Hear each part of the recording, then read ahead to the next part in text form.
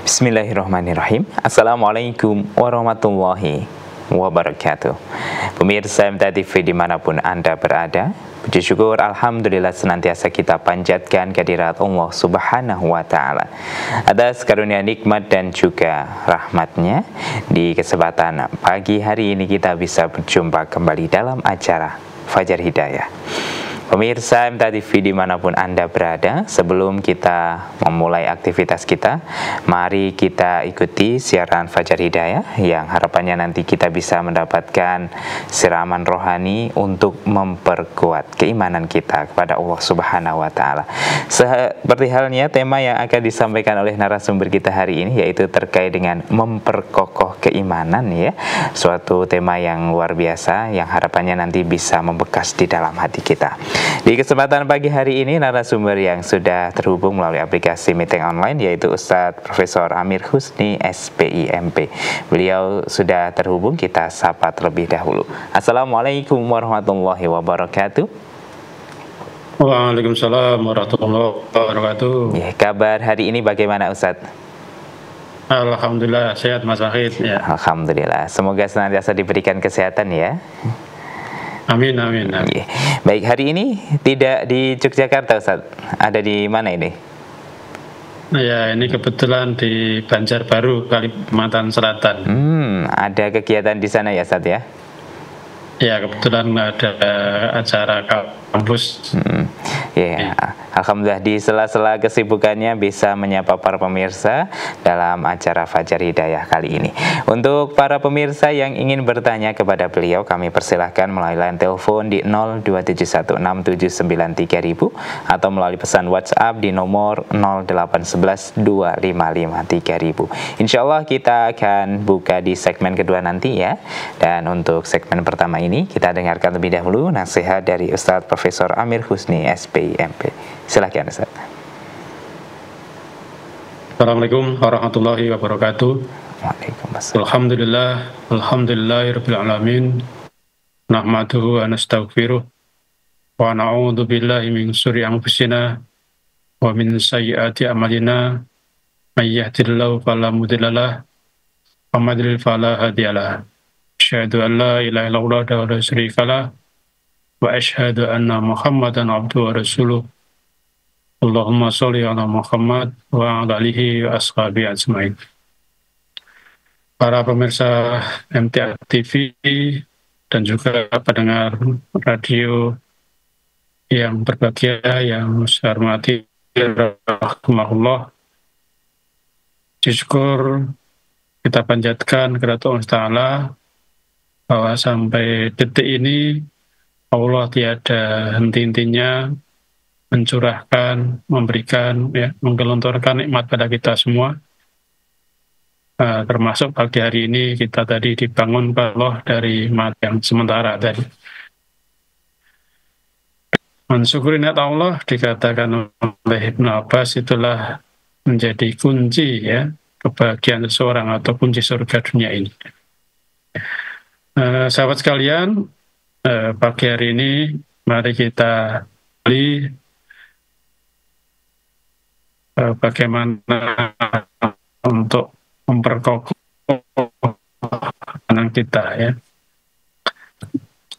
Al-Kahfi ayat 29. A'udzubillahi minasyaitonir rajim. Bismillahirrahmanirrahim. Al-haqqu min rabbikum faman syaa'a falyu'min wa man syaa'a falyakfur. Katakanlah yang namanya kebenaran itu dari Tuhanmu. Barang siapa yang beriman, silakan beriman. Siapa yang mau kafir juga silakan. Ya. Sahabat sekalian, dalam hidup ini hakikatnya kita kan harus memilih ya.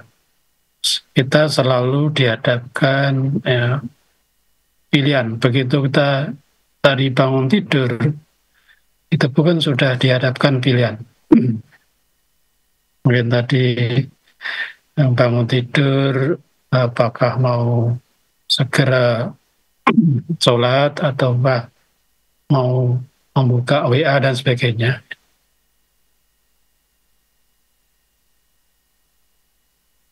Jadi kita dalam selama masih hidup ini itu akan selalu dihadapkan dengan berbagai macam pilihan. Ya. Tadi dalam surat Al-Kahfi tadi juga Allah sampaikan di situ ya, bahwa kita pun termasuk apakah memilih jalan keimanan ataukah kekafiran, itu juga tawarkan. Allah tidak pernah memaksa kita bahwa kita harus beriman. Maka di situ al-haqqu min rabbikum, bahwa yang adalah acuannya harus dari Allah, dari Tuhan. Karena kalau kebenaran itu acuannya manusia, maka nanti akan berbeda-beda. Ya. Mungkin benar menurut orang Jawa, tapi tidak benar menurut orang Kalimantan. Ya. Benar menurut bangsa Indonesia, mungkin tidak benar menurut bangsa yang lain, gitu ya. Nah ini kalau kebenaran itu acuannya adalah masing-masing individu. Ya.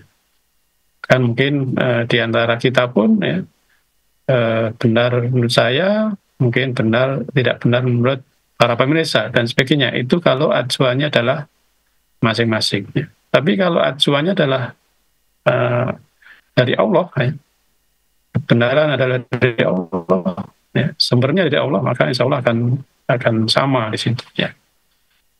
Maka dalam hal ini ya, Allah memberikan pada kita opsi faman syaa falyu'min wa man syaa falyakfur. Barang siapa mau beriman, silakan beriman. Kalaupun mau kafir juga silakan. Nah, sahabat sekalian, saya yakin sahabat semua tidak ada yang memilih ya jalan kekafiran, gitu ya. Tapi betulkah kita memilih jalan keimanan? Karena apa? Kalau kita tidak betul-betul memuatkan, berupaya ya, menempuh, mencari ataupun ya memilih jalan keimanan, ini dikatakan risikonya justru lebih berat. Bahkan orang ya tadi Allah memberikan kepada kita pilihan apakah beriman atau kafir. Ada orang yang tidak memilih kafir tapi juga mungkin tidak memilih beriman. Ya. Nah, orang yang demikian itu malah risikonya jauh lebih berat. Ya. Bagaimana dalam surat An-Nisa ayat 145 di sana disebutkan, A'udzu billahi minasyaitonir rajim. Innal munafiqina fit darkil asfali minan nar. Sesungguhnya orang munafik itu ditempatkan pada neraka yang paling bawah. Ya. Siapa orang munafik itu? Dia orang dia kalau suruh milik kafir tidak, tapi juga tidak berupaya menjadi orang beriman. Ya. Maka ini resikonya justru lebih berat, ya, lebih berat daripada orang kafir. Ya. Kalau tadi dalam surat Al-Kahfi tadi kan bahwa orang-orang yang zalim, inna a'tadna lidzalimina naro. Orang-orang yang zalim akan disediakan neraka yang dimana akhatubim surat ikhwa, dia akan gejolaknya akan meliputi wa yastaghitsu yughasu bima ingkal mubli yasilju. Kalau dia minta minum akan diberikan minuman dari besi yang mendidih. Ya. Itu resiko kalau orang itu memilih jalan kekafiran. Nah, orang munafik ini siksanya justru lebih berat, yaitu neraka paling bawah, dikatakan innal munafiqina fit darkil asfali minan nar. Orang munafik itu tempatnya neraka paling bawah, alias lebih berat daripada orang kafir. Ini akibat tidak mempunyai pendirian. Karena itu, sahabat sekalian, insya Allah ya, kita semua, para pendengar, para pemirsa, tidak ada yang memilih kekafiran, dan tentunya akan memilih bagaimana menjadi orang beriman.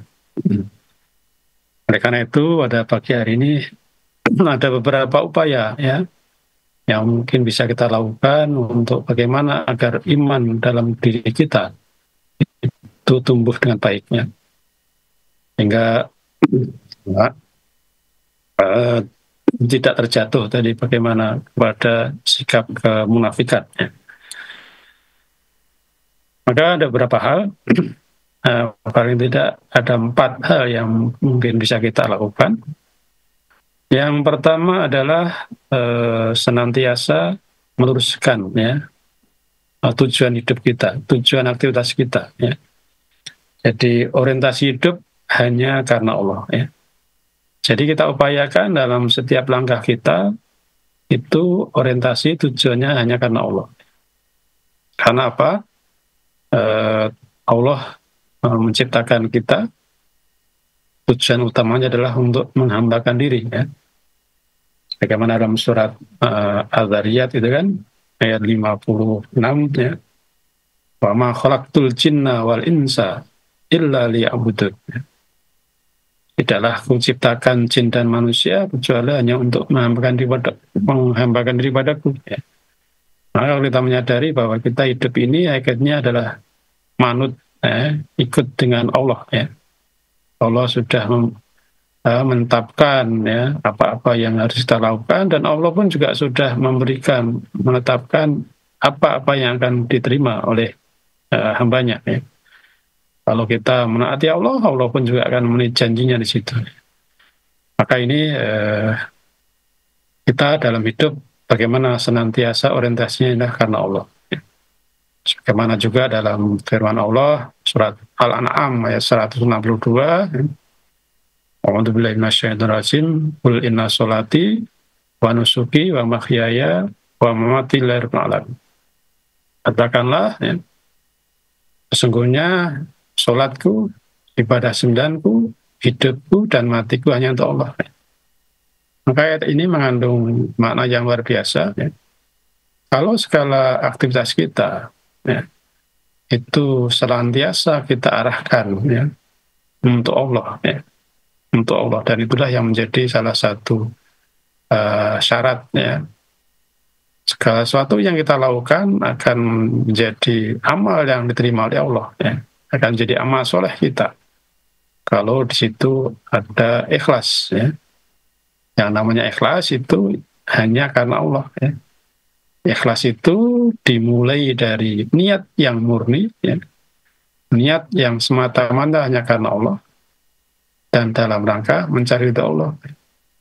Dimulai dari niat yang murni hanya karena semata-mata karena Allah, dan tujuannya adalah mencari ridha Allah. Itulah ikhlas. Ya. Maka ini kalau kita dalam setiap aktivitas tujuannya adalah bagaimana mendapatkan ridha Allah. Ya. Kenapa kita melakukan itu? Tujuannya adalah bagaimana memenuhi ya, perintah-perintah Allah, ya, mengikuti petunjuk Allah. Ya. Maka ini insya Allah akan jadikan satu langkah ya, bagaimana memperkokoh keimanan kita. Ya. Karena itulah yang menjadi landasan pokok ya, dalam kehidupan ini. Siapa atau kalau kita senantiasa meniatkan ya, tujuannya untuk Allah, maka di sana tentunya kita akan semakin kokoh iman kita. Ya. Dan itulah yang akan menjadi dari salah satu ya, syarat agar apa yang kita lakukan akan jadi amal soleh kita. Ya. Ujung ulama sepakat bahwa segala sesuatu yang kita lakukan akan jadi amal soleh kita kalau memenuhi minimal 2 syarat. Yang pertama adalah ikhlas, dan yang kedua adalah ittiba Rasulullah atau sesuai dengan syarat Islam. Innallaha la yuqbalu minal amali ma kana lahu khalisan wabtugha bi wajhihi. Sungguhnya Allah tidak akan menerima amal seorang kecuali amal tersebut ya, ikhlas dan hanya mengharap ridhonya. Ya. Kemudian tentunya akan diridhai Allah kalau di situ juga sesuai dengan syariat Islam, tidak bertentangan dengan ajaran Islam. Man amila amalan laisa lahu amruna fahuwa raddun. Barang siapa yang beramal di situ tidak ada contoh dariku Nabi, maka akan ditolak. Karena itu sekali lagi yang pertama, langkah pertama adalah bagaimana kita memperkokoh ya, senantiasa ya, Jadi dalam kehidupan kita senantiasa hidup ini orientasinya hanya karena Allah.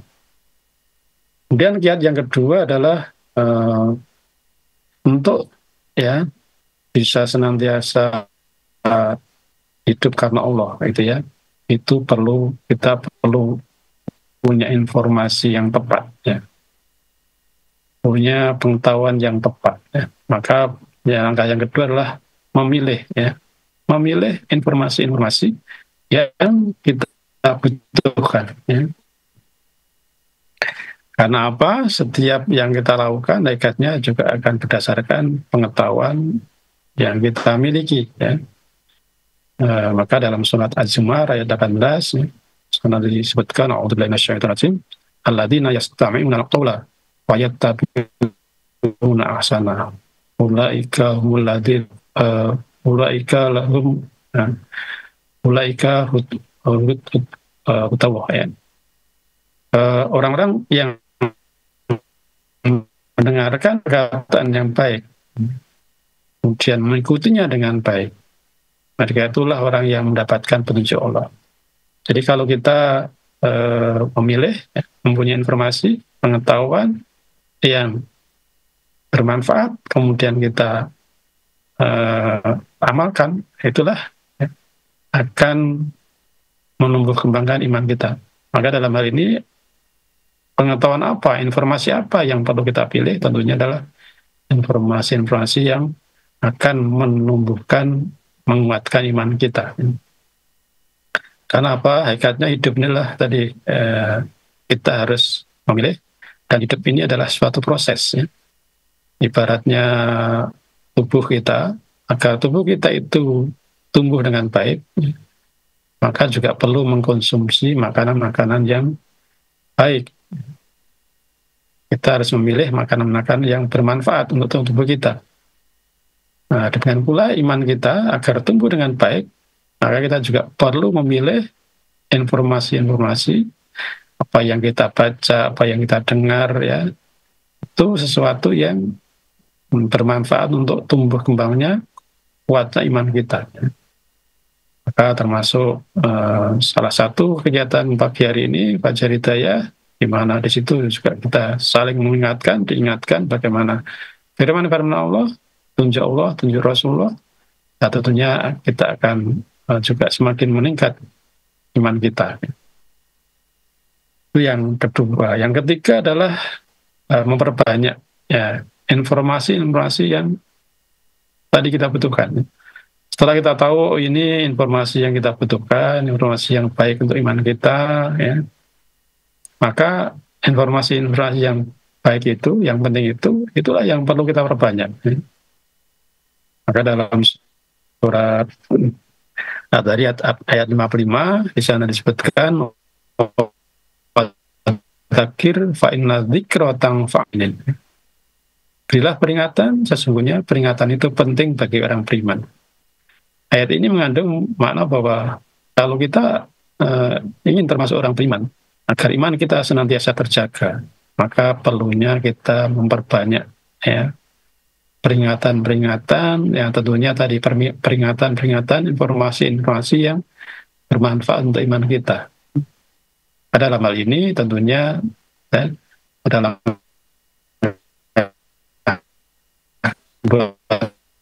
tadi informasi apa yang dibutuhkan, petunjuk dari Allah. Ya.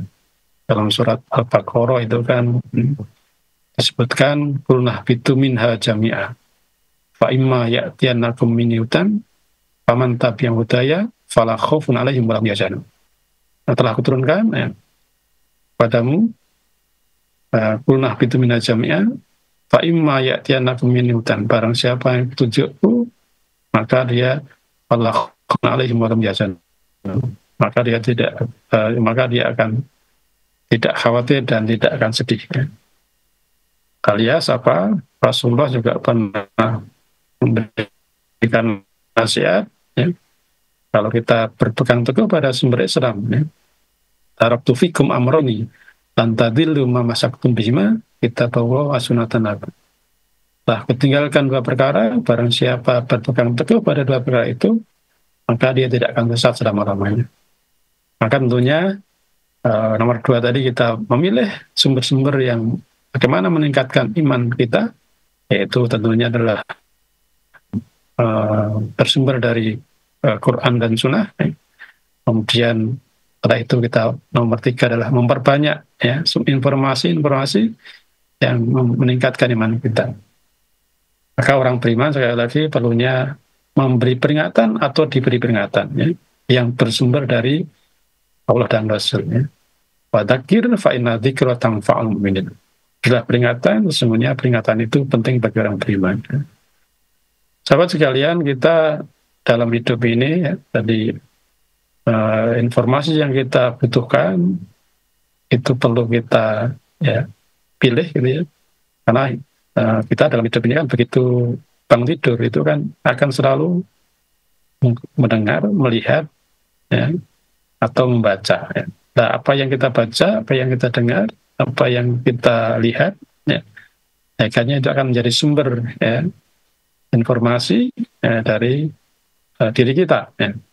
Nah, informasi-informasi yang kita baca, yang kita dengar, yang kita lihat itu kalau itu sebetulnya tidak kita butuhkan ya, maka sebenarnya akan menjadi sumber penyakit ya. Sumber penyakit.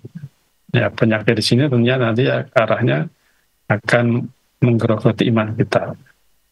Ya, karena itu ini pentingnya sekali lagi memperbanyak informasi-informasi ya, terkait dengan bagaimana agar iman kita tumbuh dengan baik. Itu langkah ketiga. Kemudian yang keempat adalah hidup dalam kebersamaan. Ya. Jadi kalau kita sudah punya banyak informasi ya, membaca, mendengar, ya. Kemudian juga lihat, ya. Informasi-informasi itu supaya dapat terlaksana dengan optimal dan juga iman kita juga terjaga, perlunya hidup dalam kebersamaan. Dalam hidup kebersamaan tentunya visinya adalah bagaimana dalam surat Al-Maidah ayat 2 di akhir itu disebutkan ya, ta'awanu 'alal birri wat taqwa wa la ta'awanu 'alal itsmi wal 'udwan. Ya. Tolong menolong dalam kebenaran dan takwa dan jangan tolong menolong dalam perbuatan keji dan dosa di situ. Ya. Kemudian dalam surat Taubah ayat 71 di sana juga Allah mengingatkan A'udzubillahi minasyaitonir rajim wal mu'minuna wal mu'minatu ba'duhum awliya'u ba'd ya'muruna bil ma'ruf wa yanhauna 'anil munkar wa yuqimuna sholata wa yu'tuna zakata wa yuti'una Allaha wa rasulahu ulaika sayarhamuhullah innallaha 'azizun hakim. Dan orang-orang yang beriman, laki-laki dan perempuan, sebagian mereka menjadi penolong bagi sebagian yang lain. Mereka menyuruh berbuat ma'ruf dan mencegah yang munkar. Jadi orang beriman, satu yang lain adalah hakikatnya saudara, ya. Maka perlunya hidup dalam kebersamaan, menyadari akan satu yang lain. Ya. Kemudian di situ adalah tugasnya saling mengingatkan, ya. Amar ma'ruf mungkar ya. Itulah 4 hal yang insya Allah kalau kita lakukan akan memperkolok ataupun bagaimana memelihara iman kita. Yang pertama tadi adalah hidup senantiasa orientasinya hanya karena Allah. Yang kedua memilih informasi-informasi yang penting untuk iman kita. Dan yang ketiga memperbanyak informasi-informasi yang penting untuk iman kita tadi. Dan yang keempat adalah hidup dalam kebersamaan. Insya Allah itu kalau kita lazimi, mudah-mudahan akan menjaga iman kita, merkokoh iman kita. Demikian waktu saya kembali. Baik, Ustaz. Terima kasih untuk nasihatnya di kesempatan pagi hari ini. Luar biasa ya, sudah dijelaskan kepada kita semua 4 hal untuk kita bisa memperkokoh keimanan. Di antaranya meluruskan aktivitas hidup, memilih informasi penting untuk keimanan, memperbanyak informasi penting untuk keimanan, dan yang keempat hidup dalam kebersamaan. Semoga 4 hal ini bisa kita lakukan ya, dan insya Allah nanti keimanan kita bisa semakin kuat. Baik, Ustaz, kita rehat terlebih dahulu. Kita nanti lanjutkan di segmen kedua dan tentunya akan memberikan kesempatan untuk para pemirsa yang ingin bertanya di kesempatan pagi hari ini. Jadi tetaplah bersama kami, selepas jeda kita akan kembali dalam acara Fajar Hidayah. Baik, saudaraku pemirsa MTA TV dimanapun Anda berada, kita lanjutkan kebersamaan kita pagi hari ini dalam acara Fajar Hidayah. Untuk para pemirsa yang ingin bertanya, kami persilahkan melalui line telepon di 02716793000 atau melalui pesan WhatsApp di nomor 08112553.000. Insya Allah permasalahan Anda akan dijawab oleh narasumber kita, Ustadz Profesor Amir Husni, SPMP. Baik Ustadz, kita lanjutkan kebersamaan kita hari ini dan kesempatan pertama kita coba berikan penanya yang ada di line telepon. Kita terima. Halo, Assalamualaikum. Halo, Assalamualaikum. Waalaikumsalam warahmatullahi wabarakatuh. Baik, dengan Bapak siapa dan dari mana ini? Bapak Mustafa dari Lombok Selatan. Baik, Pak Mustafa, pertanyaannya silahkan. Assalamualaikum warahmatullahi wabarakatuh. Ustaz Amir Husni. Waalaikumsalam warahmatullahi wabarakatuh. Pak Mustafa. Semoga Ustaz Amir Husni beserta Mas Wahid selalu diberikan kesehatan dan kalungnya Allah SWT. Amin. Terima kasih. Amin. Mohon tausahnya Pak Ustaz, mohon dijelaskan ataupun dipaparkan surat Fusilat ayat 30 Pak Ustaz, agar bisa memberikan lebih kuat dalam keimanan saya. Itu saja yang disampaikan pada kesempatan pagi hari ini. Atas saja Pak Ustaz Amir Husni, saya ucapkan terima kasih. Wassalamualaikum warahmatullahi wabarakatuh. Waalaikumsalam warahmatullahi wabarakatuh. Baik, pertanyaannya tentang Quran surat Fusilat Ustaz ayat 30, mohon dijelaskan.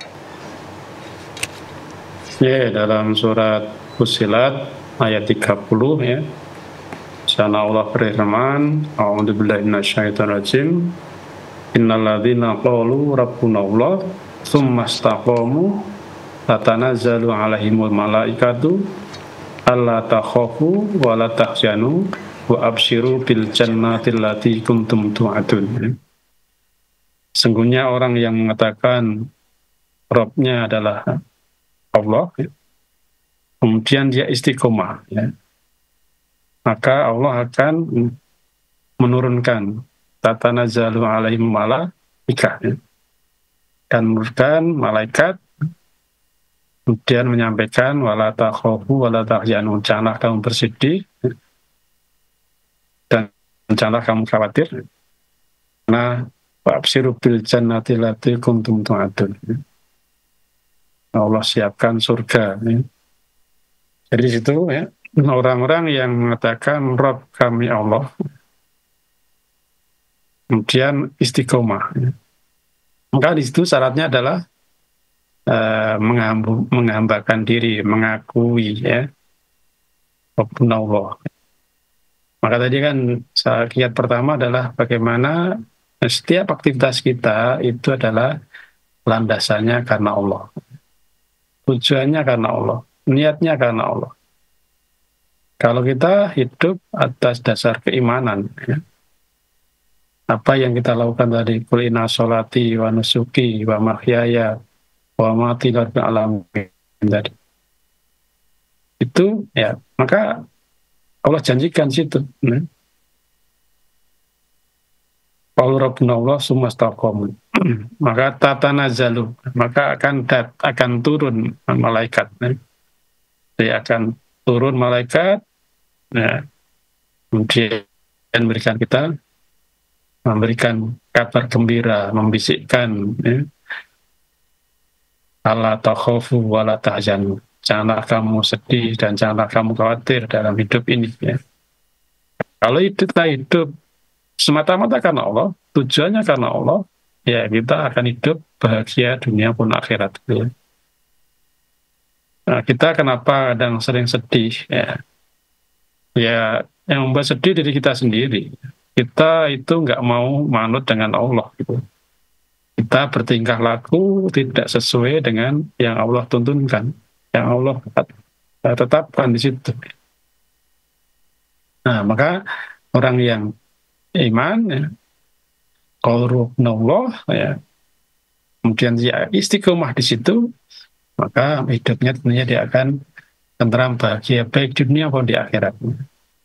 Maka tadi lihat pertama tadi kan bagaimana setiap aktivitas kita itu selalu kita niatkan, kita tujukan hanya untuk Allah. Nah, ini yang mungkin kita jarang melakukan, ya. Atau ya kita dalam melakukan sesuatu kadang seringnya adalah karena nafsu kita, ya. Nafsu kita. Katakanlah tadi kita sholat subuh, betulkah kita sholat subuh hanya karena Allah? Oh, saya sholat subuh dalam rangka mendapatkan ridha Allah, karena memenuhi perintah Allah, dan semata-mata ingin dapatkan ridha Allah. Ya. Ataukah kita sholat subuh kita tadi karena jadwal, oh ini jadwal subuh gitu ya. Nah, ini yang kadang hal sepele, tapi ini dampaknya luar biasa.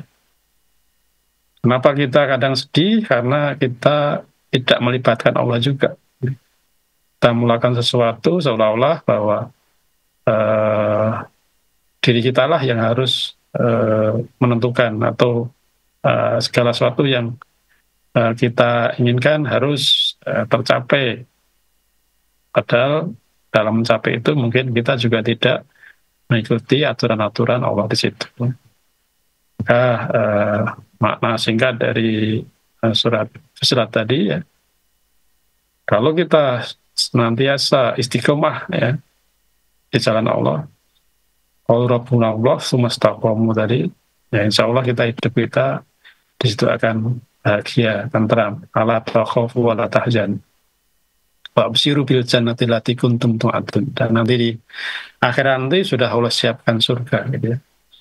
Maka ini orang yang beriman itu kan Allah siapkan surga. Tentunya bagaimana iman kita agar kokoh, tumbuh dengan baik, ya. Tentunya juga mengetahui sifat-sifat orang beriman. Dan sekali lagi, jadi satu kiat yang pertama tadi itu yang kalau selalu kita upayakan, insya Allah kita akan senantiasa hidup bahagia dunia dan akhirat. Demikian singkatnya Pak Mustafa, mudah-mudahan bisa dipahami. Baik Ustadz, kita beralih ke pesan WhatsApp ya. Ada pertanyaan dari Bapak Supriyono di Batang. Ustadz, kalau tidak salah saya pernah mendengar kata-kata Allah Azza wa Jalla. Yang demikian ini makna ataupun maksudnya apa ya Ustadz? Ya, Allah subhanahu wa ta'ala, Allah Azza wa Jalla, ya. Azza itu kan artinya apa? Maha perkasa, ya, maha mulia, ya. Jadi penuh kemuliaan dan penuh kehormatan. Wajalla ini maha suci, maha agung, ya. Jadi kalau di kampung Allah Azza wa Jalla itu Allah, ya, yang maha perkasa lagi maha agung, ya. Jadi Allah maha perkasa, aziz, ya, sebagai apa? Ya, menunjukkan kekuatan, ya, kemuliaan dan juga keagungan. Jadi ini adalah Allah Azza wa Jalla, ya, memperlihatkan ataupun sebagai bentuk sanjungan bahwa Allah itu adalah maha agung, maha perkasa. Dan tentunya dengan menyadari memahami itu, ya, kita sebagai hamba Allah agaknya adalah kecil, ya, tidak punya kekuatan apa-apa kecuali dari Allah, la haula wa la quwata illa billah, ya. Jadi secara singkatnya Azza wa Jalla itu, ya, Allah maha agung, ya, Allah maha perkasa, Allah dan maha agung, ya. Maha perkasa dan maha agung, itu arti singkatnya. Demikian, mudah-mudahan bisa dipaham. Baik, berikutnya Ustadz, bila seseorang pinjam uang dalam pengembaliannya dikasih kelebihan tanpa ada akad atau atas kemauan sendiri Ustadz, sebagai rasa terima kasih, kalau lebihnya tersebut apakah termasuk riba? Ya, kalau itu tidak ada perjanjian di depan, gitu ya, saya pinjam uang, saya mau minjami uang kamu 1 juta selama 1 bulan dengan catatan nanti waktu dikembalikan harus ada tambahan, ya. Jadi 1.100.000 misalnya. Kalau di depan tidak ada akad seperti itu, ya insya Allah tidak termasuk riba gitu. Ada saudara kita, Mas saya pinjam uang 1 juta gitu ya, insya Allah bulan depan saya kembalikan. Kita sebagai saudara muslim, ya, ini teman kita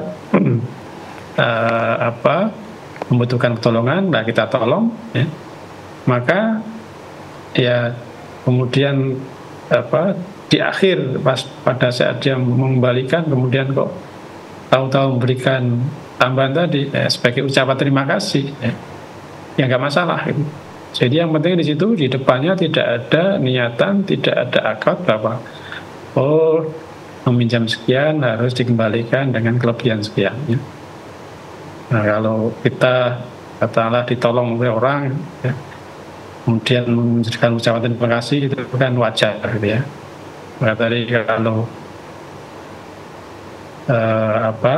membalikan utang kemudian diberi kelebihan tadi, ya selama tadi di depan tidak ada perjanjian untuk tadi kelebihan tadi, insya Allah tidak masuk riba, ya. Jadi kalau dengan kondisi tadi dijelaskan tadi, insya Allah tidak termasuk riba, Pak Supri, ya. Terima kasih. Yeah. Mudah-mudahan bisa dipahami. Ya, baik.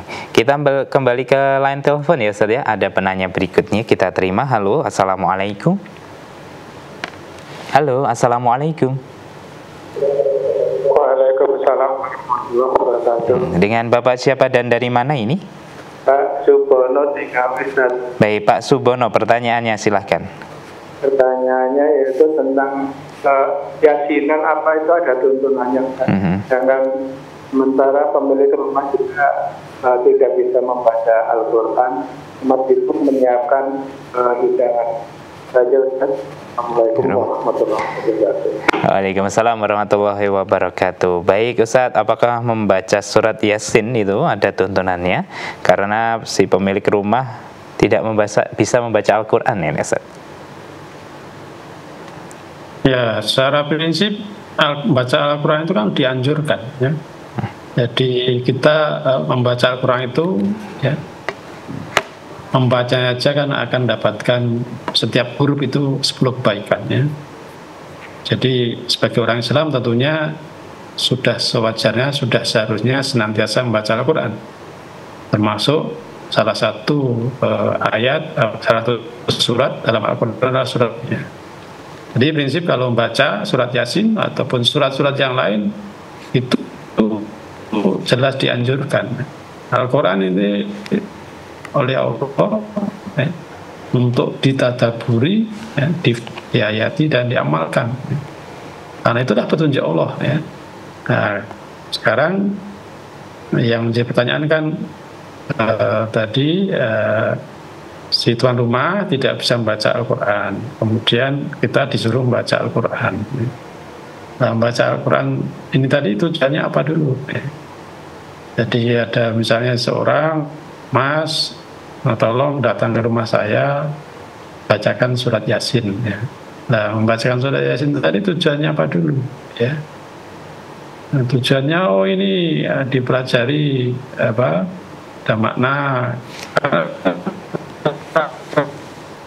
Yasin sendiri kan juga, ya, di sana bahwa hidup, ya, hidup ini kan ada yang menguasai, ya. Dalam surat Yasin ayat 36 kalau tidak salah. Jadi kita nanti di akhirat itu kan tubuh kita, kaki, tangan kita, ya, kemudian kaki kita itu akan menjadi saksi, ya, apa yang kita lakukan, ya. Maka di situ menjadi pelajaran bahwa hidup ini tidak akan terlepas dari pengawasan Allah. Sekarang ada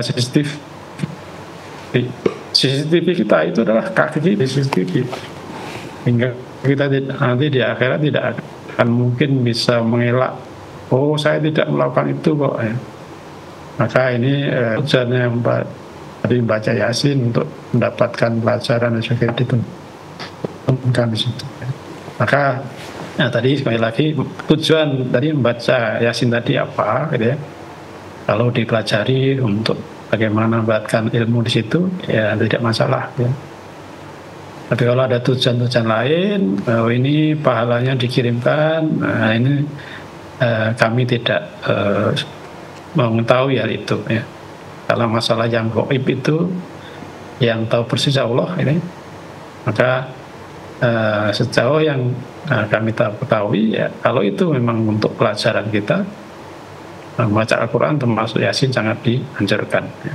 Demikian mudah-mudahan bisa dipahami. Baik, terakhir Ustadz dari hamba Allah di Banyumas. Ustadz, sebelah rumah kami punya peliharaan kambing, tapi kandang kambingnya itu dekat banget sama kamar. Paling jaraknya cuma 2 meter. Otomatis dari suara dan baunya sangat mengganggu. Apakah orang seperti itu masih dinamakan orang beriman, Ustadz? Dan sebaiknya sikap seperti apa yang harus kami lakukan? Jika ditegur mungkin akan marah, Ustadz. Tadi kan kalau ditegur, jika ditegur gitu ya.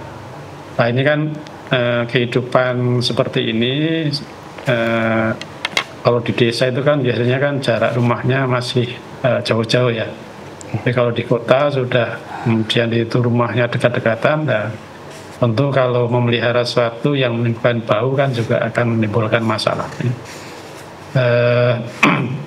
Dulu di waktu saya kecil ya punya sapi itu nggak masalah karena tangga itu jauh-jauh gitu ya.